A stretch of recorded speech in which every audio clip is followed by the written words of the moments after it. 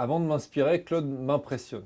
Euh, je ne sais pas pour vous, mais moi, depuis que je suis tout gamin, je pense depuis que j'ai étudié la Seconde Guerre mondiale au collège, je me pose très régulièrement la question de est-ce que j'aurais eu le courage d'être résistant entre 40 et 45. Et c'est une question qui me taraude depuis très longtemps. Et la première fois que j'ai vu Claude Alfondéry, c'était un forum France Active. Et donc j'étais très impressionné par le chef du maquis de la Drôme et de l'Ardèche. Et Claude, avec son humilité, sa gentillesse, sa bienveillance, son sourire et l'immense courage dont il avait fait preuve, mais il passait ça en douceur, et qui nous explique que nous, agents de France Active, salariés de France Active, entrepreneurs sociaux, à notre échelle, on est les nouveaux résistants. Et donc c'est hyper galvanisant. Je pense que c'est beaucoup trop d'honneur pour les acteurs de l'ESS au regard du combat de Claude.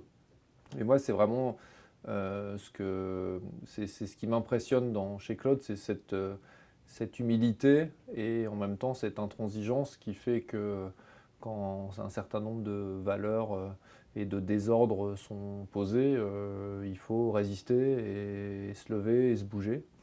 Et c'est ça qui est à la fois impressionnant et inspirant en toute humilité. Ce que je trouve très inspirant chez Claude, c'est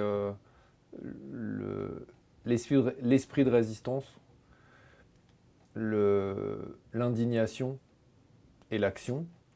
Et, et à un moment donné, le fait d'être dans la résistance, dans l'intransigeance face à quand ça déconne, quand les valeurs de l'humanité sont bafouées, cette intransigeance qui, dans la résistance et dans l'espérance, dans la construction du monde d'après, se joue dans la coopération et dans la bienveillance. Et je pense qu'aujourd'hui, face aux défis climatiques, aux défis sociaux, aux défis démocratiques, le fait de se dire oui, il faut des solutions radicales, mais ces solutions radicales, il faut les construire non pas dans le rapport de force et les postures politiciennes, mais dans la coopération à l'échelle des territoires, c'est très puissant et très inspirant.